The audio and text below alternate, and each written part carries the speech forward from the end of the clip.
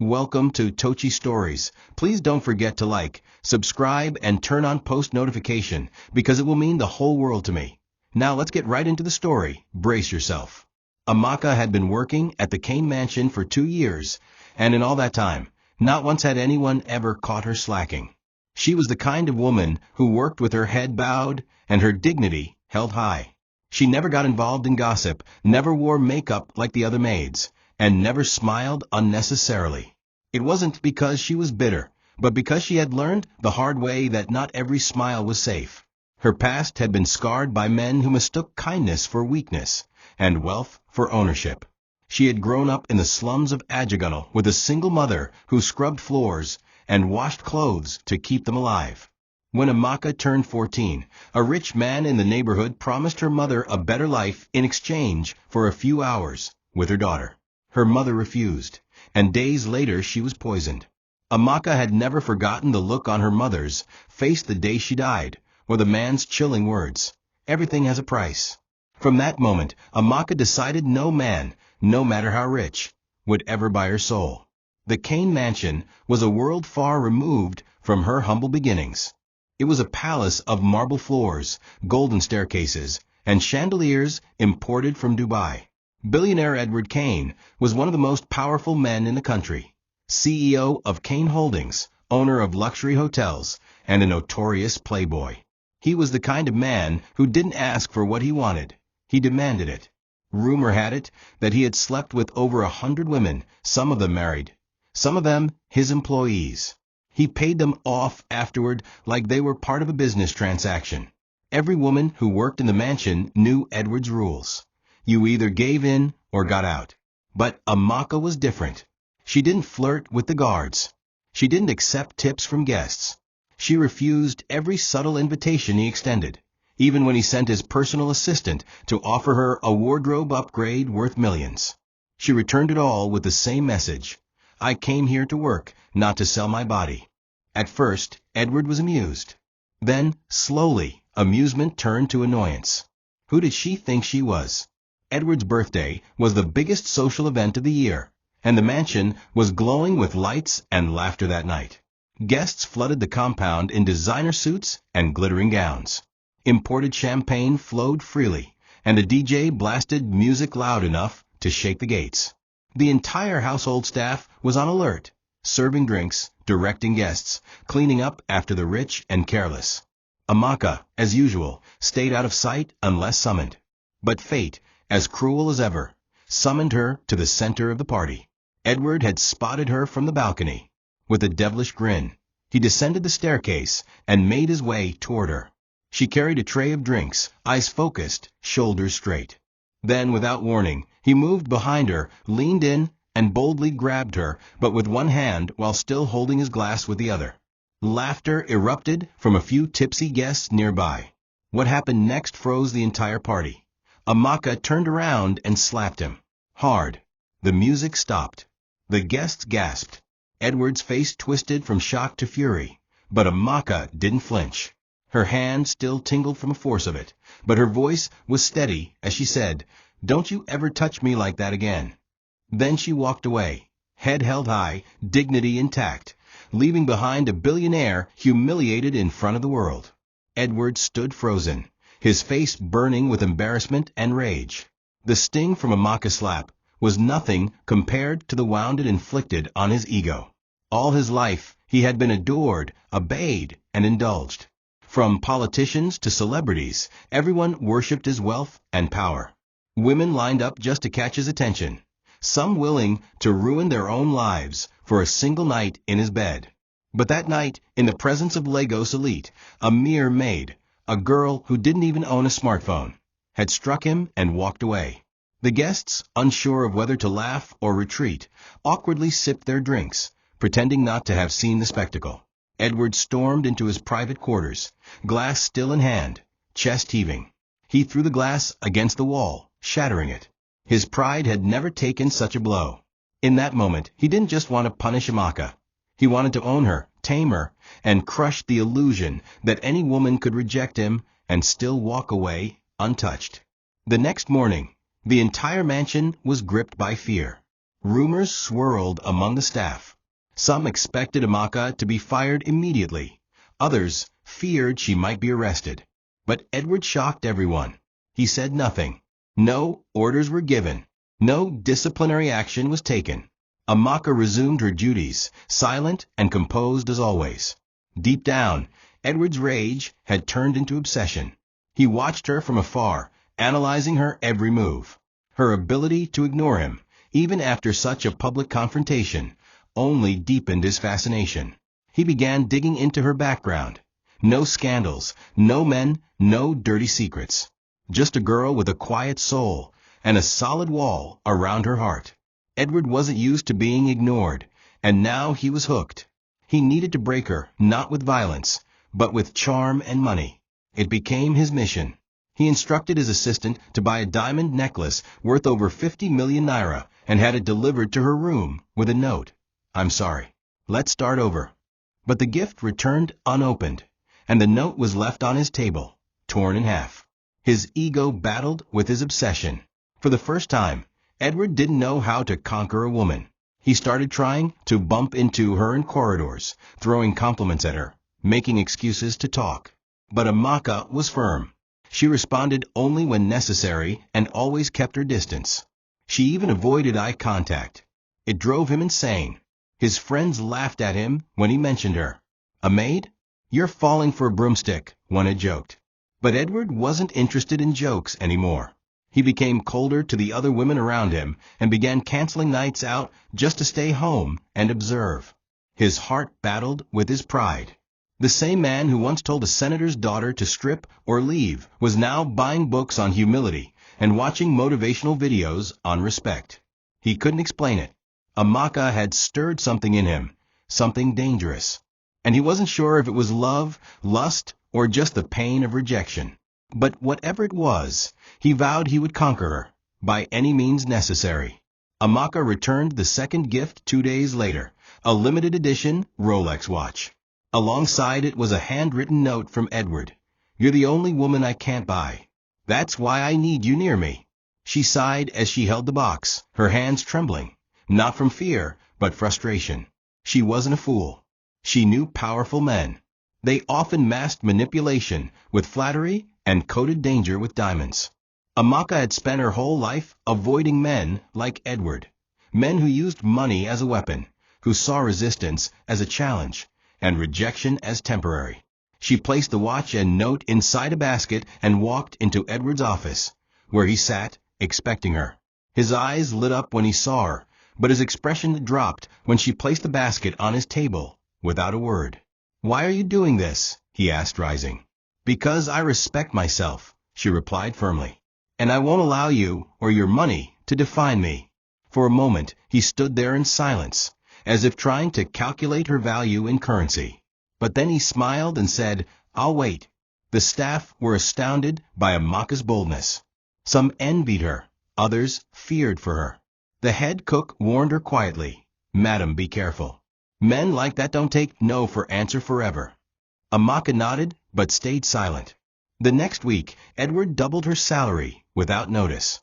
She returned it to HR. Then came a shopping voucher for a boutique in Victoria Island. Also refused. Edward was stunned. His obsession began to shift into desperation. He started following her around the mansion under the guise of asking for tea or help with laundry, but his eyes said more.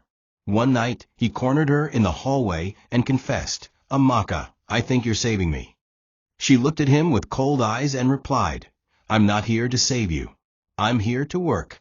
That night, Edward didn't sleep.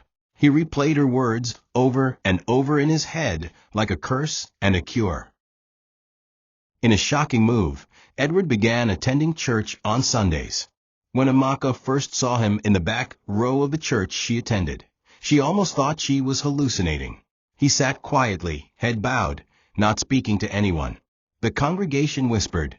Some even took selfies with him. But Edward kept coming back. He joined charity events, gave large donations anonymously, and even built a borehole for a nearby village. Amaka remained skeptical, but others began to believe he was changing. Her heart, hardened by years of pain and skepticism, began to soften just slightly. Could it be real? Could a man like that truly change? Edward approached her one day after church and said, "I'm not asking for your love. I just want to be a better man." For the first time, she looked into his eyes and didn't see a predator. She saw a man haunted by something deeper. Against her instincts, she smiled, just once. And that one smile was all the crack Edward needed to break through her wall. The change in Edward didn't go unnoticed. The mansion was calmer, the staff less afraid. He no longer flirted with the waitresses or fired people for no reason. He started spending time in the garden, reading books on leadership and humility. He even hosted a dinner to appreciate the staff. Amaka remained cautious, but deep inside, she admired his efforts. She watched as he started a foundation to help orphans, visited schools in the slums, and even publicly apologized to a former employee he had once insulted. People began calling it the Amaka effect. Still, Amaka kept her heart guarded. She knew transformation took time, and sometimes it was a trap. But Edward seemed sincere. He asked her questions about her faith, about why she never lost hope despite her past. She told him stories of her mother's sacrifices, her own struggles, and the vow she made never to be owned. Edward listened like a student. He promised he would never try to buy her again. "If you ever love me," he said, "let it be because I earned it, not because I paid for it." One rainy afternoon, Edward fell ill. The doctor said it was just exhaustion and stress, but he insisted that only Amaka could take care of him. She hesitated, but finally agreed. She stayed by his side for days, reading to him, praying with him, and cooking meals herself. He never tried anything inappropriate. He spoke softly, often quoting Bible verses she had shared. "You're my peace, Amaka," he said one evening, his eyes weak from the fever. Her heart ached. Was she falling for him? She didn't know. But she prayed harder, asking God for wisdom and strength. It was the first time she ever felt confused around him. He was no longer the monster who touched her that night. He had become someone else, someone who needed healing just as much as she did. And in that fragile state, she found herself lowering her guard, little by little. But beneath the surface, Edward's old self was stirring. While he genuinely wanted to change, there remained a voice inside him that whispered, "She still rejected you. You haven't won yet." His friends taunted him, warning that she would ruin him. And every time she walked past him with her usual grace and confidence, it scratched at the part of his ego that still needed dominance. Love and obsession began to blur in his mind. Could he truly love her without owning her? Could he give up control and simply be the man she respected? He wasn't sure. And in the dark corners of his soul, something twisted was brewing, a dangerous mix of admiration, lust, and vengeance. He had promised never to touch her again. But promises, especially the ones made by men used to power, often fade when desire becomes unbearable. It was a quiet evening in the mansion. Rain drizzled softly against the glass windows. The staff had retired to their quarters, and the atmosphere carried a rare peace. Amaka was in the kitchen, packing leftovers for the poor as she often did. Edward walked in slowly, his hands in his pockets, looking more vulnerable than she had ever seen him. For a moment she considered walking away, but something in his eyes made her pause. "Amaka," he said gently, "do you think someone like me can be forgiven?" The question caught her off guard. She glanced at him briefly and returned to her task, replying softly, "That depends on whether the person truly wants to change or just wants to escape consequences." Edward lowered his gaze and sat at the kitchen stool. "I was raised to believe money solved everything. My father told me emotions were for weak men, that women were either trophies or tools. I never learned love. I learned conquest." His voice cracked. "But you're the first person I couldn't conquer." Amaka's hand paused on the food tray, her heart pounding. She didn't respond, but her silence told him she was listening. He continued, "I've done terrible things, Amaka. Things I'm not proud of. I've destroyed relationships, broken homes. I've paid women to disappear after nights of shame. I've used money to silence pain, and I thought it made me powerful. But that night you slapped me, that was the first time someone looked at me not with fear or desire, but with disgust. And it shattered something in me. His voice was barely above a whisper now, his tone filled with something rare, genuine remorse. Amaka turned to face him for the first time, and for the first time, she didn't see the billionaire who owned cities. She saw a broken man, crumbling from the weight of his past. "I'm not God," she said quietly. "I can't forgive you for what you did to others. But you can choose to stop the pattern. You can choose who you want to be next." Edward stared at her like she was light in a tunnel he had been trapped in for years. In that moment, a fragile thread of trust began to form between them, one neither of them understood, but both could feel. In the days that followed, Edward clung to her words. He started reading scripture daily, donating quietly to shelters for abused women, and asking questions about healing and repentance. Amaka observed with cautious hope, still wary, but gradually impressed by his consistency. One day, as they walked through the mansion garden, he stopped beneath a hibiscus tree and turned to her. "I don't want your body, Amaka. I want your soul. I want your trust. I want your friendship. If love ever comes, let it be pure." Her heart skipped. No one had ever said that to her before. For the first time, she saw him not as Edward the predator, but Edward the man, the boy who never learned how to love. She nodded slowly, whispering, "Time will tell."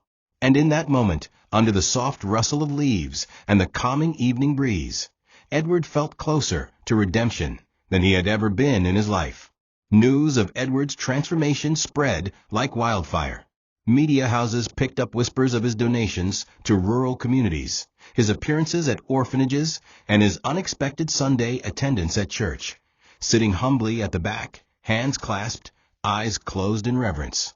Businessmen who once boasted of their wild parties with him now shook their heads in disbelief. Women who once fought over his attention now gossiped in salons, some saying Amaka had bewitched him. But Edward didn't care. He found peace in the quiet rituals of prayer and joy in Amaka's approval. She never gave him more than polite smiles and soft nods, but even that felt like a reward. His mansion, once a den of excess, was now a place of discipline and order. The staff were happier, less afraid. He even apologized to every one of them during a staff meeting, ending with Amaka, whose name he uttered with reverence. He began joining Amaka during her weekend visits to the slums to give out food. It was the first time Edward ever stepped into the kind of streets she once called home. The stench of poverty, the cries of children, the cracked buildings, it all overwhelmed him. But watching her kneel to wipe a child's tears or give her scarf to a freezing old woman taught him more than any book ever did. One afternoon, as he watched her cradle a sick baby, his throat tightened and his heart trembled. "How do you do it?" he asked, tears in his eyes. "How do you give so much when you have so little?" Amaka replied simply, "Because I know how it feels to have nothing, and no one." That answer haunted him. It stayed with him through the nights. He began funding mobile clinics, enrolling children in school, and offering small business loans to single mothers. Slowly, the image of the cold-hearted billionaire faded, replaced by a man trying to rebuild himself from the ground up. Amaka, though proud of his efforts, never lost her guard. She reminded herself that many wolves wore sheep's clothing. But the more Edward stayed consistent, the more her defenses cracked.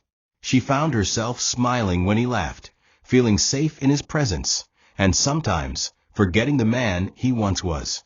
One evening, as they sat outside watching the stars, Edward reached out, not to touch her, but just to hold her hand. She hesitated, then let him. It was a quiet moment, filled with warmth and uncertainty. "Amaka," he whispered, "you're the first thing in my life I didn't buy, didn't manipulate, didn't break.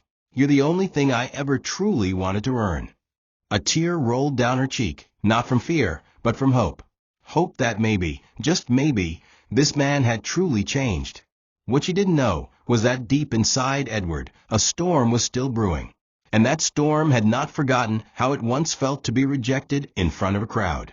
Even as Edward evolved publicly into a man of honor and faith, there were nights when he sat alone in his study, gripped by inner turmoil. The world praised him. The headlines applauded his transformation. But deep in his soul, there remained a hunger he could not silence, the unquenched desire to own Amaka in the way he had once owned women, without question. He told himself it was love, but love should not ache like possession. It should not growl in the chest when denied, nor awaken at the sight of her retreating figure. He watched her in silence sometimes, hiding behind curtains like a coward, studying her laugh, her softness, her strength. Every time she rejected his advances, it felt like a reminder that he had never truly won. He buried the feeling under donations and scriptures, but it always returned, louder in the silence of midnight. And one night, as he sat at his wine cellar, he whispered to himself, "One day she will be mine." Amaka began to notice subtle changes. Edward grew moodier when she declined his dinner invites. He often lingered too long when they spoke, staring at her with intensity that made her skin crawl. One day she confronted him. "Are you changing for yourself? Or for me?" she asked. He replied, "For us." That answer unsettled her. She reminded him that no us existed. "You can't build your healing on me," she warned. Edward nodded solemnly, but inside he burned. The more she resisted, the more he felt entitled to break her will. In public, he maintained the saintly image. In private, his thoughts danced dangerously close to darkness. His friends had warned him Amaka was making him weak. And now, he began to fear they were right. He didn't want to be weak anymore. He wanted to feel in control again. Still, he kept up the facade. He prayed with her. He served the poor. He built schools. But his nights were filled with fantasies of domination. One evening, while walking past her quarters, he paused. Her door was slightly open. She was singing to herself softly, unaware of his presence. He stepped back into the shadows, listening. The song was about strength, dignity, and God's protection. It infuriated him and moved him at the same time. He clenched his fists, whispering, "Why do you torment me like this?" In that moment, the mask of humility he had worn for months began to crack. Edward Kane was a man divided between who he was trying to become and who he had always been. And in the chapters that would follow, the mask would fall completely, revealing a truth more painful than Amaka ever imagined. The following weeks brought more confusing signals than Amaka had ever experienced in her life. Edward was doing all the right things on the surface. He was disciplined, generous, and even humble in public. His charity foundation had launched 3 mobile clinics and helped over 200 children gain access to free education. He insisted on being personally involved and always invited Amaka to attend. Their bond appeared deepening, and sometimes she found herself trusting him, not because of his money or power, but because of what she thought was growth. But in the quiet corners of her mind, she never let go of her caution. Trust was fragile, especially with a man who once used wealth as a weapon. One evening, while returning from a church outreach, Edward opened up. "Amaka, I've never felt this kind of peace with anyone. It scares me sometimes how much you mean to me." She looked at him and smiled softly. "Peace is earned, Edward. It takes time to know if it's real." Yet, something fell off. She noticed him watching her longer than usual. There were times when his presence lingered too close behind her. She told herself it was just paranoia, but the instincts her mother once taught her began to whisper warnings again. One morning, as she was doing laundry, one of the junior maids approached her. "Madam Amaka, Olga has been asking me questions about you. He wants to know what you wear at night, if you have boyfriend, things like that." Amaka's stomach tightened. She dismissed the girl gently, but the peace she had been building inside her was suddenly shaken. That night, as she laid in bed, she thought about everything. Edward's confessions, his promises, his apologies. Was he truly transformed? Or was he simply performing? The thought hurt her more than she expected, especially because a tiny part of her had started believing he was capable of real love. The next day, Amaka confronted Edward in the garden.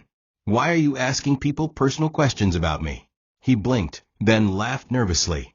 "I just want to know you better. You never talk about yourself." She folded her arms.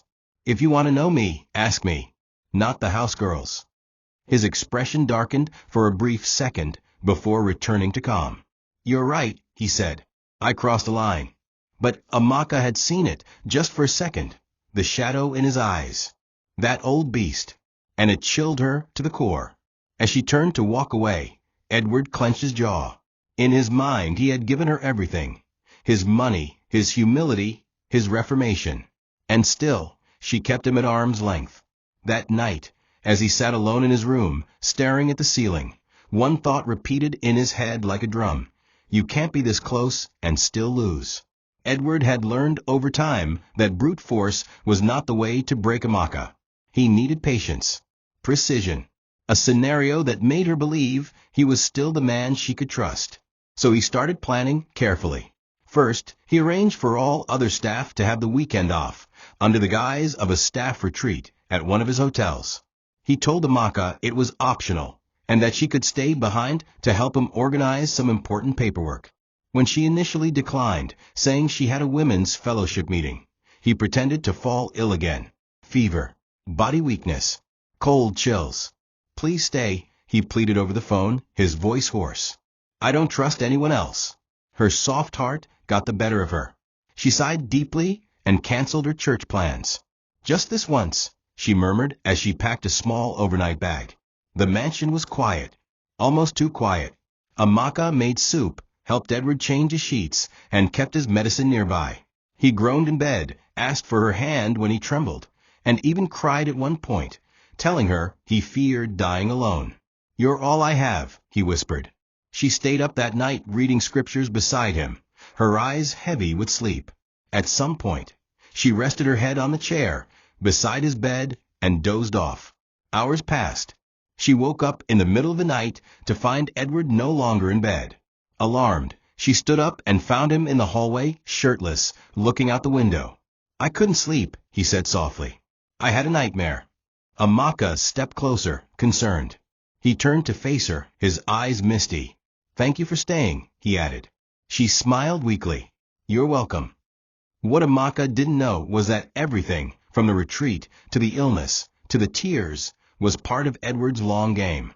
He had slowly built her trust back up, weaving it with vulnerability and emotional bait. And it was working. Her guard had lowered. She had stayed in his home alone. She had comforted him. She had seen him cry. All pieces of a puzzle he had crafted to perfection. But the most dangerous thing about his plan wasn't its subtlety. It was the fact that he truly believed it was love. Twisted love. Love soaked in obsession and entitlement. As he stood in that hallway, watching her return to the guest room, his mind was made up. Tonight or never, he whispered to himself. In his mind, he wasn't about to assault her. He was simply taking what he believed was his, what he had earned, what he was tired of waiting for. Morning came slowly, with heavy clouds hanging over the sky like an omen. Amaka woke to find Edward already dressed, seated in the dining room with breakfast laid out neatly. He smiled when she appeared. You slept well. She nodded. Thank you for everything, he added. I feel much better. The warmth in his voice made her smile faintly. They ate together, talked about church, and even laughed briefly over a memory from their outreach. For a moment, it felt normal, almost safe. He then walked her to the gate and thanked her once again for staying. Amaka left with a peaceful heart, unaware of the storm that had already started forming within him. Edward returned inside, locked the main gate, and called his assistant. Cancel all appointments for the week, he said coldly. I need time to focus. Over the next few days, Edward tried to recreate the peace of that weekend. He sent Amaka flowers, called her to pray together, and even invited her to attend a Christian leadership seminar with him. She agreed. At the event, he introduced her to pastors and CEOs, always referring to her as the one who changed my life. Amaka began to feel more at ease. She started seeing him as a changed man, perhaps even someone she could grow with. She began to drop her emotional armor. For the first time in years, she let herself imagine love. But that's what made everything more dangerous. Because now, if the truth ever came to light, the betrayal would cut deeper than anything she had ever experienced. She had let him close. She had begun to hope.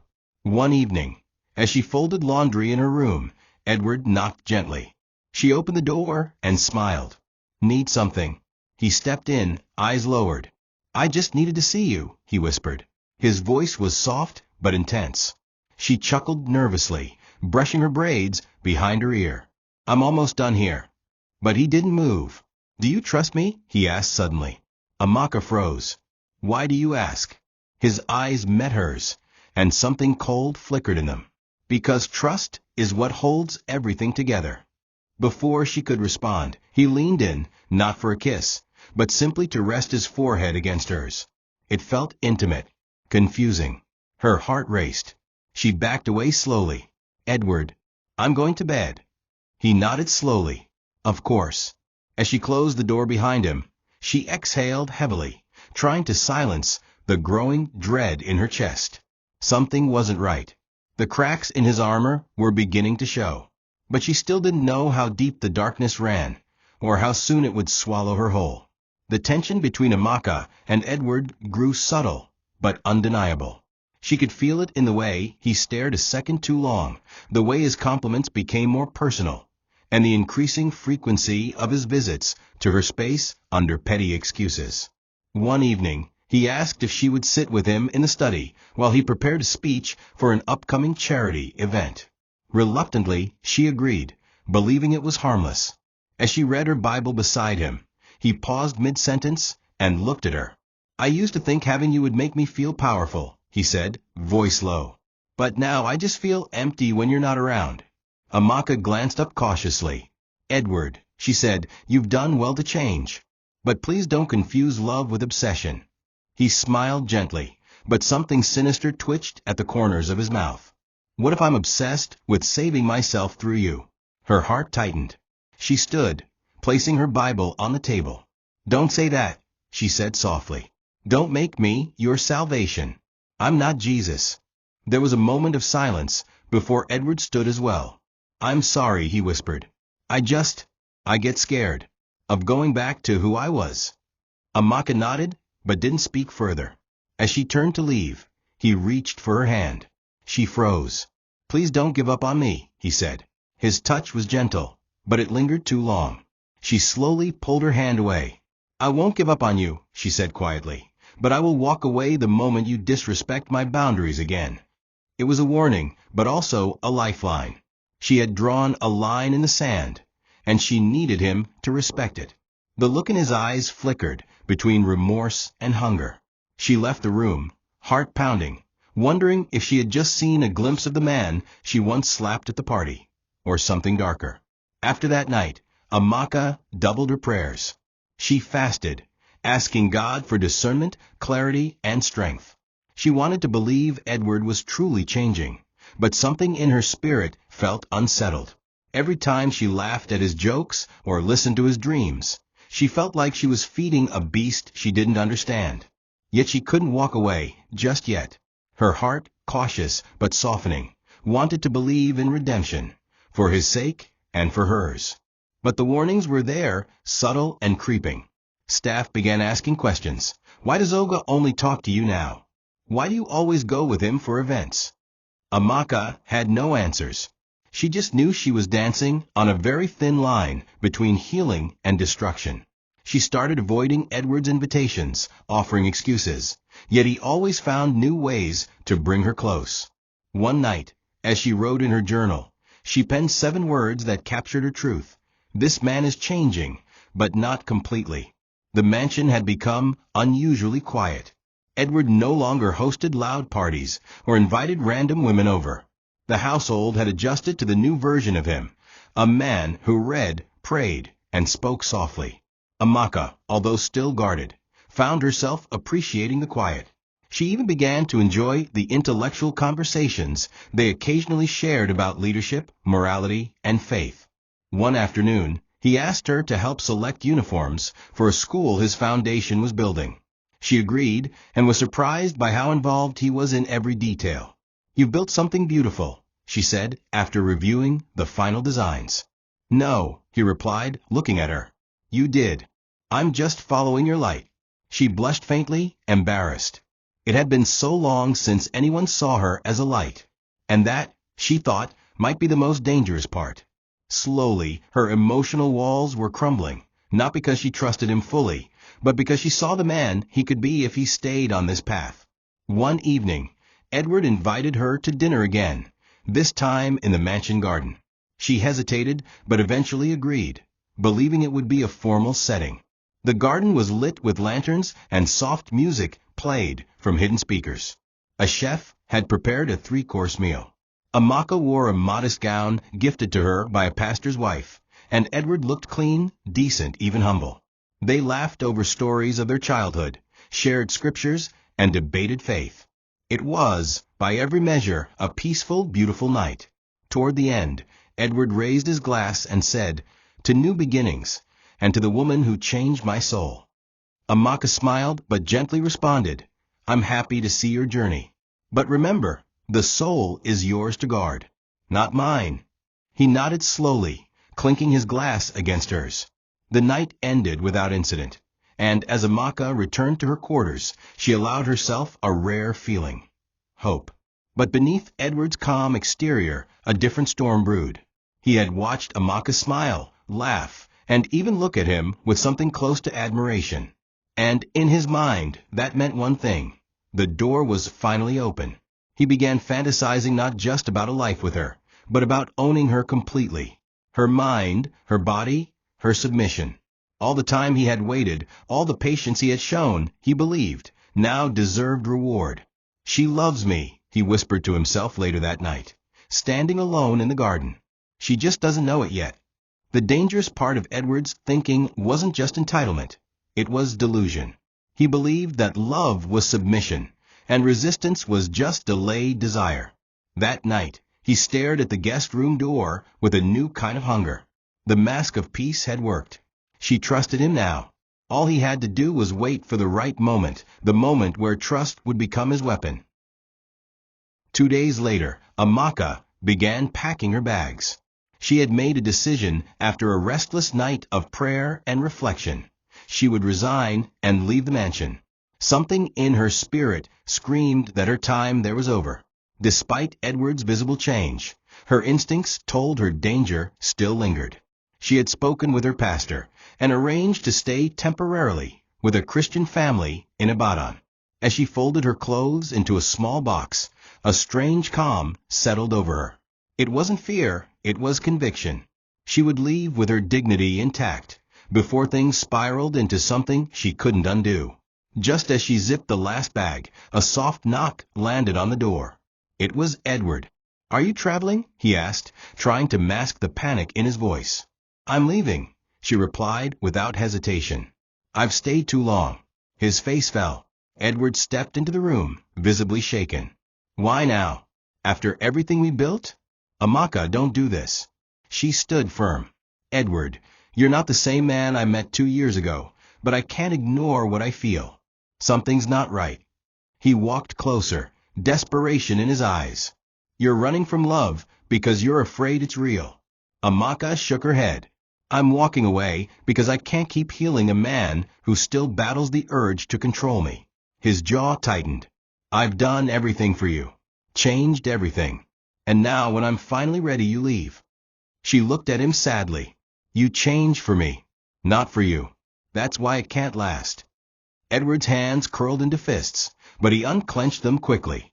"What if I gave you space, freedom, even distance, but still stayed in your life?" She sighed. "This isn't about space, Edward. It's about safety." He dropped to his knees. "Please don't go," he whispered. "I've never begged a woman before, but I'll beg you." Tears filled his eyes, but Amaka didn't move. Her own eyes shimmered, not with fear, but sorrow. "I forgive you," she said gently, "but I'm leaving. I have to." Edward bowed his head, defeated, or so she thought. She helped him up, comforted him briefly, then asked for time to rest before her morning departure. He agreed and walked out quietly. But as he walked down the corridor, everything inside him twisted. Her rejection, her calm defiance, her ability to slip through his fingers again. It reawakened the darkness he had tried so hard to bury. As he sat in his room, staring at the security monitors, he whispered, "You think you could just walk away?" He knew what had to be done.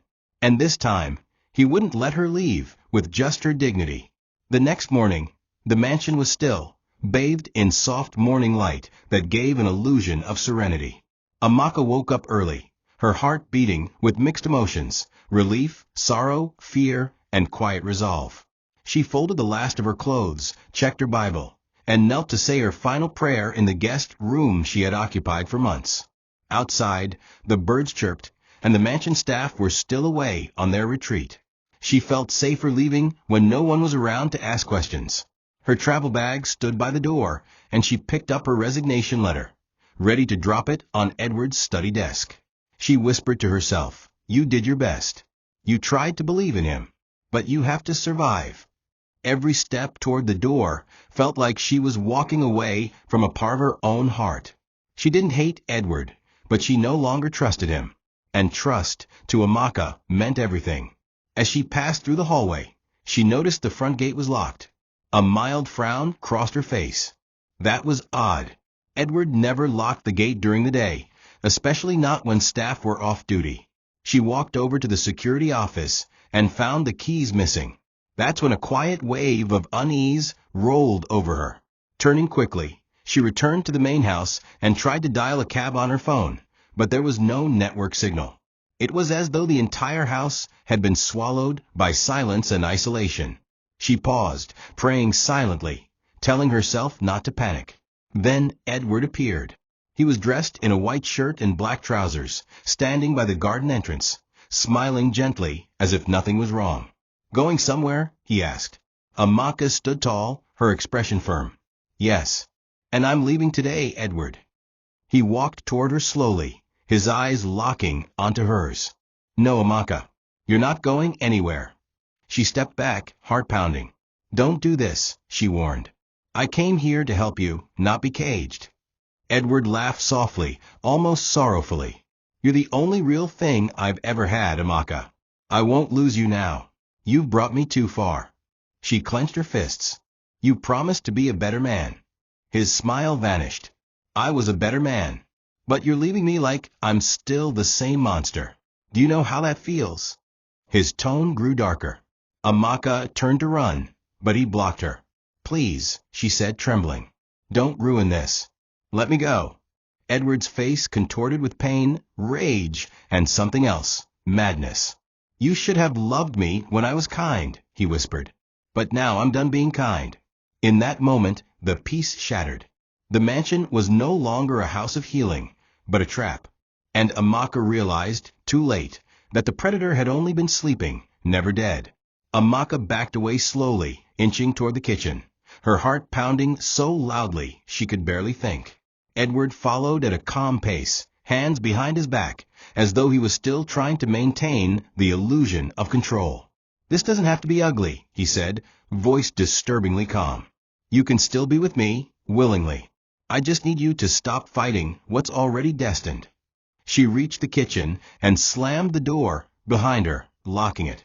Her hands fumbled as she searched for the emergency phone line, used only in extreme situations. But the cable had been ripped from a wall. She looked around desperately, eyes settling on a butcher's knife, and held it tightly. Then she prayed, not just for safety, but for courage, clarity, and strength to survive. "God," she whispered, tears brimming, "please don't let me fall after all this." But even as she prayed, the sound of footsteps echoed just outside the door. Then silence. No knocking. No speaking. Just a stillness that felt heavier than any scream. Amaka waited for what felt like eternity before she finally heard movement again, this time behind her. She turned in horror to see Edward emerging from the back pantry, a hidden door she had forgotten existed. He had planned this. He had known every route, every space, every weakness. She raised the knife with shaking hands. "Don't come closer," she said. Edward stared at her, not with anger, but with an eerie softness. "Put it down," he whispered. "I won't hurt you. I just want you to listen." She shook her head, tears now flowing freely. "You lied to me. You pretended to change." His eyes glistened with something that resembled regret, but it was too late. "I didn't pretend. I did change. But change means nothing when the person you did it for walks away." Amaka tried to bolt past him, but he was faster. He grabbed her wrist, the knife falling with a clatter. She screamed and tried to fight back, kicking, clawing, biting. "Please stop," she cried. But he had lost all sense of reason. To him, this wasn't rape. This was closure. This was the final act of his journey, twisted by obsession, warped by rejection. He pinned her down on the cold kitchen floor as her screams echoed through the mansion that once housed her hope. And in that vile, violent moment, Edward Kane destroyed everything he claimed to have built. All the charity, all the church attendance, all the kind words, it was all a mask, a setup. And Amaka, for all her strength, could only weep as she realized she had been nothing more than the final conquest of a man who thought redemption could be earned through control. The slap that once shocked the world had returned to her as betrayal, and no amount of tears could cleanse what had just happened. The sky outside wept with thunder and rain, as though creation itself was mourning what had just taken place. Amaka sat on the kitchen floor, wrapped in a torn shawl, trembling and dazed. Her eyes stared ahead, empty. The room was still, eerily still. Edward had walked away after it was over, saying nothing, as though nothing had happened. Upstairs, the lights in his room flickered as he resumed reading the same book on spiritual growth he had been studying for weeks. Amaka's tears flowed silently, mixing with the rainwater that had seeped in through the broken window. She couldn't scream anymore. Her voice was gone, her trust shattered, her dignity brutalized. She looked down at her trembling hands and felt a wave of shame wash over her, even though deep down she knew this was not her fault. Still, the weight of it crushed her chest. She had survived poverty, betrayal, loss, but this was different. This wasn't just heartbreak. This was desecration. Hours passed before she was able to move. She staggered to her feet, limbs weak, and made her way to her room. Her bag was still packed, but she no longer felt like the same person who had zipped it shut earlier that day. She moved like a ghost, dressing slowly, wiping her tears with trembling fingers. Her mind screamed for justice, for revenge, but her body only wanted to escape. Edward never came to her again, not that day, not the next. He remained upstairs, calm, smiling to himself like a man who had finally won the game. But Amaka left a note on his study desk before she walked out of the gate. It read, "You will answer to God, and I will survive. No farewell, no curses, just the truth." The very next morning, she boarded a bus to Abadan, her face hidden behind dark glasses, her soul bleeding silently. 1 month later, Edward married a high-profile businesswoman. Photos flooded social media. Edward in a white suit, the bride in a custom gown. Smiles, champagne, and celebrity guests. The headlines praised his new beginning. But behind the cameras, there was no joy. He looked emptier than ever. The marriage was more of a business merger than a union of love. Meanwhile, Amaka volunteered in a rural mission clinic, far away from the noise, healing children with medicine and women with prayer, while hiding her own wound. She never spoke of what happened, not yet. But one day, her story would reach the world. And when it did, the man who believed he could buy everyone with money would finally realize there are some things wealth can never bury. The real wedding that mattered wasn't Edward's public ceremony. It was the union between Amaka and her own courage, married forever through fire, pain, and an unbreakable will to survive. Edward Kane stood in front of his mirror weeks after his wedding, adjusting his cufflinks with robotic precision. The man staring back at him was well-dressed, powerful, and admired by many, but hollow on the inside. His marriage was nothing more than a strategic alliance between two business empires, and despite the smiles on their wedding day, he and his bride barely exchanged words unless it was about mergers or press conferences. Yet, none of that bothered him. What haunted him now was silence. Amaka's silence. Since she left, he had heard nothing. Not a call, not a whisper, not even gossip. He had expected a reaction. Anger, revenge, a police report, public scandal. But she vanished like smoke, and it terrified him more than prison ever could. He had power, wealth, lawyers, but no peace. Not when the one person who mattered had disappeared. taking with her the only version of himself that ever felt real. He tried to bury his guilt beneath layers of business deals and philanthropy, hoping that the world would continue to see him as the reformed man he had pretended to be. But late at night, when the lights were off and the mansion was quiet, he would lie awake, haunted by a Maka scream. Not the sound, but the absence of it. That eerie moment when she stopped fighting, when her voice went silent. That was the moment that broke him, though he wouldn't admit it aloud. His wife once asked him, "Why do you always look so distant?" And he replied with a smile, "I'm thinking about expansion." But inside, he wasn't thinking about expansion. He was remembering the kitchen floor, the rain, the eyes of a woman who once believed in his redemption. A man can run from the law. He can even run from public disgrace. But he can never outrun a soul he has destroyed. Meanwhile, in Abaddon, Amaka was also living in silence, but hers was sacred.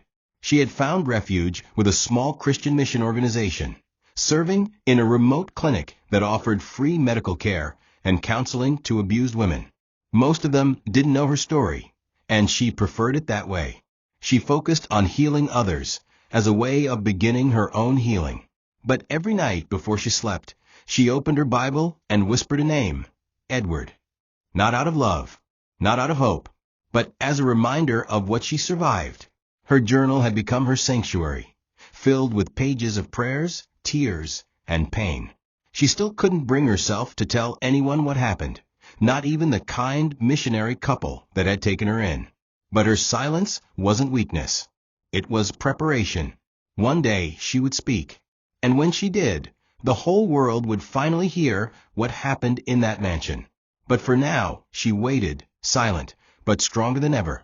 It wasn't long before fate brought Edward and Amaka's paths to cross once again, but not in the way either of them imagined. A young journalist named Neka, who had once attended one of Edward's public charity events, was doing an investigative documentary on the hidden realities of domestic and sexual abuse in elite Nigerian households. During her research, she stumbled upon whispers about a maid who had mysteriously disappeared after being closely associated with Edward Kane. The whispers led her to Abaddon, where she eventually found the mission clinic. When Neka first saw Amaka, she immediately recognized her face from the background of old social media pictures. But what shocked her wasn't Amaka's identity. It was her calm, unwavering grace. She approached her with care, asked for an interview, and promised to keep her anonymous if needed. Amaka declined the first few times, but something in her stirred. Maybe it was time to speak. After weeks of prayer and reflection, Amaka agreed, under one condition, that the story focused not on revenge, but on truth, healing, and the dangers of trusting power over character. The interview was raw and tearful. She didn't name Edward outright, but her words painted a vivid picture. A man who pretended to change, who used kindness as a weapon, and who violated her at her most vulnerable moment. Neka was moved to tears and promised to protect her identity while bringing the story to light. The documentary, titled Beneath the Marble Walls, When Silence Speaks, aired 3 months later. It exploded across Nigeria, especially on social media. People speculated wildly about who the billionaire predator could be. Women began sharing their stories. A movement ignited. Hashtag Not All Redemption is Real. Edward Kane's name wasn't mentioned, but his silence when confronted by the press only fueled the rumors. Behind closed doors, Edward watched the documentary in horror. Not because he was exposed, but because the truth had finally found a voice. The woman he thought would stay broken had risen with more power than he could comprehend. He threw a glass at the wall, cursing under his breath. His wife, now growing suspicious, demanded to know if the rumors were true. "Is it you they're talking about?" she asked. He denied it, but the way his hands trembled told a different story. Within days, board members from his company began requesting emergency meetings. Investors pulled out quietly. Sponsors canceled contracts. And while the world still hadn't confirmed the man's identity, the damage was done. Edward could feel it. His carefully crafted empire, once untouchable, was starting to rot from the inside. And the woman he once dismissed as just a maid had become the shadow he could never outrun. Amaka didn't feel like a hero. She didn't walk around with her head high or expect applause. She still woke up from nightmares, still battled the shame that wasn't hers to carry, and still flinched when doors closed too quickly. But she was healing. Slowly, gently, piece by piece. After the documentary aired, women from all over the country reached out to her anonymously through the mission. Some had been housemaids. Some had been girlfriends. Others were wives. But all had one thing in common. They had been silenced. Her voice became their courage. Even without naming her assailant, she had created a path others could walk through. The mission saw a rise in volunteers and donations. More importantly, it became a safe haven for girls who no longer had to suffer alone. Amaka began leading trauma support groups, using her pain to build bridges. The same hands that once trembled on a kitchen floor were now writing hope into the lives of others. Meanwhile, Edward's world collapsed further. His wife filed for divorce, citing emotional instability and irreparable distrust. Board members voted him out of his company. The media began circling like vultures, and although no official charges were filed, his reputation was stained beyond repair. He fled the country briefly, hoping to wait out the storm, but even abroad, whispers followed him. Nobody wanted to be associated with a man possibly responsible for the violation that shook the nation. One of his former associates bluntly told a reporter he should have stayed humble after that slap.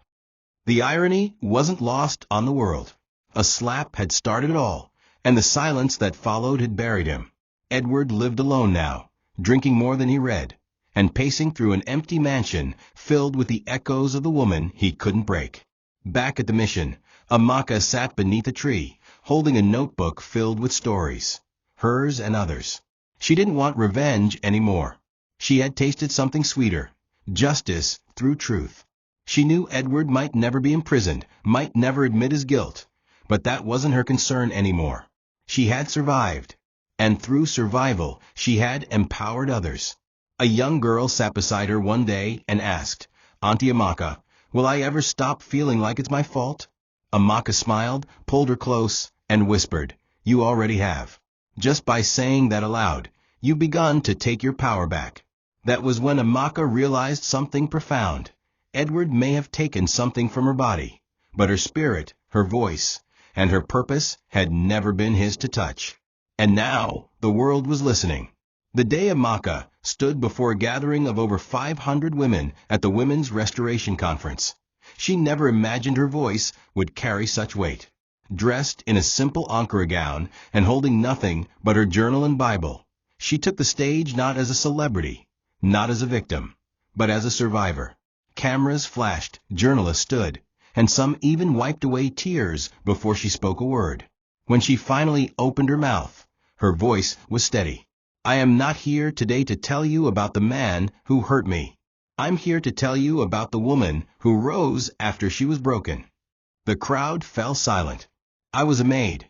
I was mocked, overlooked, touched without permission, and then discarded like I was nothing. But I didn't stay down, and neither will you. With each word, the room stirred with emotion. She wasn't just telling her story. She was helping hundreds of others find their own voices. Some sobbed openly. Others simply nodded through their tears. By the time she finished, the standing ovation lasted for minutes. In the audience, Neka, the journalist who helped bring Amaka's story to light, stood with pride in her heart. She had been offered numerous media deals to commercialize the story, but she turned them down, choosing instead to protect the soul of Amaka's journey. Meanwhile, the impact of Amaka's testimony had reached places she hadn't imagined. Legislators had begun pushing for new protective laws for domestic workers and vulnerable women. Churches that once remained silent were now hosting healing seminars. Even in schools, students were taught about consent and respect. Amaka never asked for any of it, but her courage sparked a fire no one could put out. Still, despite the progress, one man continued to rot in the shadows of everything she had built. Edward Kane, once hailed as the nation's most charming billionaire, was now a recluse in a rundown villa outside Accra. His company was gone, his fortune depleted by lawsuits and betrayals, and his health deteriorating from alcohol and self-loathing. One morning, Amaka received a letter in a familiar handwriting. No return address, no signature, just a page filled with trembling ink. I watched your speech. You've become everything I was too broken to be. I'm sorry. Not because I was caught, but because I killed the only good thing in me when I touched you that night. I don't expect forgiveness. I just needed to say it. I hope you keep shining. Amaka held the letter in her hand, expression unreadable. She didn't cry. She didn't tear it apart.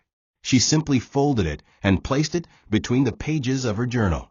That night, she knelt by her bed and prayed, not for Edward, but for every woman still stuck in the dark. Her final words were soft but resolute. Lord, let my life prove that no matter what has been done to us, we can still rise like lionesses, crowned not by pain, but by purpose. And with that, the maid who once slapped a billionaire walked into the future, not as a victim of power, but as a woman who turned trauma into triumph, silence into strength, and scars into stories that will never be forgotten. Thank you for watching this video. What did you learn from this story? Drop it in the comments. Please make sure you like, comment, and subscribe to my YouTube channel TOCHI Stories for more.